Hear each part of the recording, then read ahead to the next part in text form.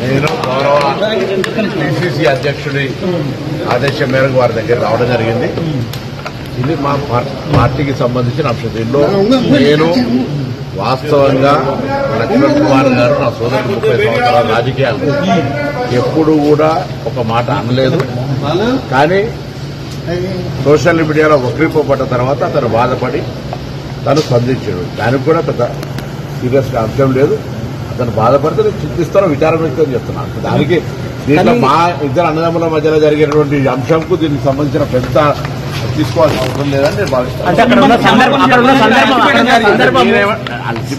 అన్నదమ్ముల మధ్య అల్టిపెట్టేమంటుంది నేనేమంటున్నా, నేను ఆయనను అననే లేదు. పత్రికలో వచ్చిన వార్తల పట్ల తన కొంత అపోహ చెందుండొచ్చు. తనకు మనసుకు ఎవరైనా అటువంటి ఆ స్థానంలో బాధ కలుగుతుంది. దాన్ని విచారం వ్యక్తం చేస్తూ చింతిస్తున్నా చెప్తున్నా.